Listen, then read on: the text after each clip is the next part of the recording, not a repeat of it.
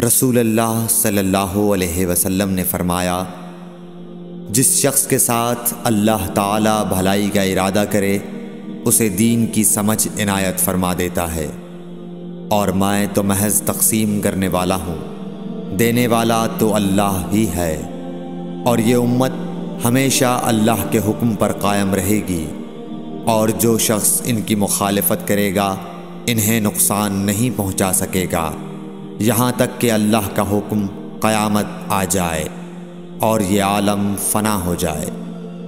صحیح بخاری حدیث نمبر 71۔ عبداللہ بن عمر رضی اللہ تعالی عنہ کہتے تھے کہ ہم رسول اللہ صلی اللہ علیہ وسلم کی خدمت میں حاضر تھے کہ آپ صلی اللہ علیہ وسلم کے پاس کھجور کا ایک گابھا لایا گیا۔ اسے دیکھ کر آپ نے فرمایا کہ درختوں میں ایک درخت ایسا ہے اس کی مثال مسلمان کی طرح ہے۔ ابن عمر کہتے ہیں کہ یہ سن کر میں نے ارادہ کیا کہ عرض کروں کہ وہ درخت کھجور کا ہے، مگر چونکہ میں سب میں چھوٹا تھا اس لیے خاموش رہا۔ پھر رسول اللہ صلی اللہ علیہ وسلم نے خود ہی فرمایا کہ وہ کھجور ہے۔ صحیح بخاری حدیث نمبر 72۔ رسول اللہ صلی اللہ علیہ وسلم کا ارشاد ہے کہ حسد صرف دو باتوں میں جائز ہے، ایک تو اس شخص کے بارے میں جسے اللہ نے دولت دی ہو اور وہ اس دولت کو راہ حق میں خرچ کرنے پر بھی قدرت رکھتا ہو، اور ایک اس شخص کے بارے میں جسے اللہ نے حکمت کی دولت سے نوازا ہو اور وہ اس کے ذریعے سے فیصلہ کرتا ہو اور لوگوں کو اس حکمت کی تعلیم دیتا ہو۔ صحیح بخاری حدیث نمبر 73۔ رسول اللہ صلی اللہ علیہ وآلہ وسلم نے فرمایا، ایک دن حضرت موسیٰ علیہ السلام بنی اسرائیل کی ایک جماعت میں بیٹھے ہوئے تھے کہ اتنے میں ایک شخص آیا اور اس نے آپ سے پوچھا، کیا آپ جانتے ہیں کہ دنیا میں کوئی آپ سے بڑھ کر عالم موجود ہے؟ حضرت موسیٰ علیہ السلام نے فرمایا، نہیں۔ اس پر اللہ تعالیٰ نے حضرت موسیٰ علیہ السلام کے پاس وحی بھیجی کہ ہاں، ہمارا بندہ خضر ہے جس کا علم تم سے زیادہ ہے۔ حضرت موسیٰ علیہ السلام نے اللہ سے دریافت کیا کہ خضر علیہ السلام سے ملنے کی کیا صورت ہے؟ اللہ تعالیٰ نے ایک مچھلی کو ان سے ملاقات کی علامت قرار دیا اور ان سے کہہ دیا کہ جب تم اس مچھلی کو گم کر دو تو واپس لوٹ جاؤ، تب خضر سے تمہاری ملاقات ہوگی۔ تب موسیٰ علیہ السلام چلے اور دریا میں مچھلی کی علامت تلاش کرتے رہے۔ اس وقت ان کے ساتھی نے کہا، جب ہم پتھر کے پاس تھے کیا آپ نے دیکھا تھا؟ میں اس وقت مچھلی کا کہنا بھول گیا اور شیطان ہی نے مجھے اس کا ذکر بھلا دیا۔ موسیٰ علیہ السلام نے کہا، اسی مقام کی ہمیں تلاش تھی۔ تب وہ اپنے نشانات قدم پر پچھلے پاؤں باتیں کرتے ہوئے لوٹے۔ وہاں انہوں نے خضر علیہ السلام کو پایا۔ پھر ان کا وہی قصہ ہے جو اللہ نے اپنی کتاب قرآن میں بیان کیا ہے۔ صحیح بخاری حدیث نمبر 74۔ حضرت ابن عباس رضی اللہ تعالی عنہ نے فرمایا کہ ایک مرتبہ رسول اللہ صلی اللہ علیہ وآلہ وسلم نے مجھے سینے سے لگا لیا اور دعا دیتے ہوئے فرمایا کہ اے اللہ، اسے علم کتاب قرآن عطا فرمائیو۔ صحیح بخاری حدیث نمبر 75۔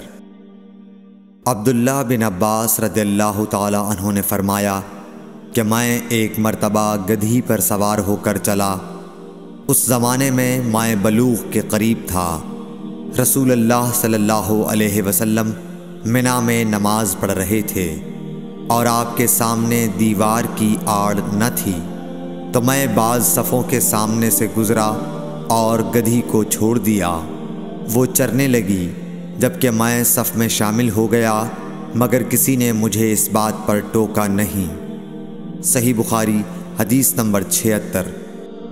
محمود بن ربی فرماتے ہیں کہ مجھے یاد ہے کہ ایک مرتبہ رسول اللہ صلی اللہ علیہ وسلم نے ایک ڈول سے منہ میں پانی لے کر میرے چہرے پر کلی فرمائی اور میں اس وقت 5 سال کا تھا۔ صحیح بخاری حدیث نمبر 77۔ حضور اکرم صلی اللہ علیہ وآلہ وسلم نے فرمایا کہ ایک بار حضرت موسیٰ علیہ السلام بنی اسرائیل کی ایک جماعت میں تھے کہ اتنے میں ایک شخص آیا اور کہنے لگا، کیا آپ جانتے ہیں کہ دنیا میں آپ سے بھی بڑھ کر کوئی عالم موجود ہے؟ حضرت موسیٰ علیہ السلام نے فرمایا کہ نہیں۔ تب اللہ تعالیٰ نے حضرت موسیٰ علیہ السلام پر وحی نازل کی کہ ہاں، ہمارا بندہ خضر علم میں تم سے بڑھ کر ہے۔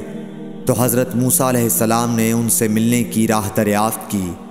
اس وقت اللہ تعالیٰ نے ان سے ملاقات کے لیے مچھلی کو نشانی قرار دیا اور ان سے کہہ دیا کہ جب تم مچھلی کو نہ پاؤ تو لوٹ جانا، تم خضر سے ملاقات کر لوگے۔ حضرت موسیٰ علیہ السلام دریا میں مچھلی کے نشان کا انتظار کرتے رہے۔ تب ان کے خادم نے ان سے کہا، کیا آپ نے دیکھا تھا کہ جب ہم پتھر کے پاس تھے تو میں وہاں مچھلی بھول گیا اور مجھے شیطان ہی نے غافل کر دیا؟ حضرت موسیٰ علیہ السلام نے کہا کہ ہم اسی مقام کے تو متلاشی تھے۔ تب وہ اپنے قدموں کے نشانوں پر باتیں کرتے ہوئے واپس لوٹے۔ وہاں خضر علیہ السلام کو انہوں نے پایا۔ پھر ان کا قصہ وہی ہے جو اللہ تعالیٰ نے اپنی کتاب میں بیان فرمایا ہے۔ صحیح بخاری حدیث نمبر 78۔ آپ صلی اللہ علیہ وآلہ وسلم نے فرمایا کہ اللہ تعالیٰ نے مجھے جس علم و ہدایت کے ساتھ بھیجا ہے اس کی مثال زبردست بارش کی سی ہے جو زمین پر خوب برسے۔ بعض زمین جو صاف ہوتی ہے وہ پانی کو پی لیتی ہے اور بہت سبزہ اور گھاس اگاتی ہے، اور بعض زمین جو سخت ہوتی ہے وہ پانی کو روک لیتی ہے۔ اس سے اللہ تعالیٰ لوگوں کو فائدہ پہنچاتا ہے، وہ اس سے سیراب ہوتے ہیں اور سیراب کرتے ہیں۔ اور کچھ اور زمین کے بعض خطوں پر پانی پڑتا ہے جو بالکل چٹیل میدان ہوتے ہیں، نہ پانی روکتے ہیں اور نہ ہی سبزہ اگاتے ہیں۔ تو یہ اس شخص کی مثال ہے جو دین میں سمجھ پیدا کرے اور نفع دے، اس کو وہ چیز جس کے ساتھ میں مبعوث کیا گیا ہوں اس نے علم دین سیکھا اور سکھایا۔ اور اس شخص کی مثال جس نے سر نہیں اٹھایا یعنی توجہ نہیں کی، اور جو ہدایت دے کر میں بھیجا گیا ہوں اسے قبول نہیں کیا۔ صحیح بخاری حدیث نمبر 79۔ رسول اللہ صلی اللہ علیہ وسلم نے فرمایا، علامت قیامت میں سے یہ ہے کہ دینی علم اٹھ جائے گا اور جہل ہی جہل ظاہر ہو جائے گا، اور اعلانیہ شراب پی جائے گی اور زنا پھیل جائے گا۔ صحیح بخاری حدیث نمبر 80۔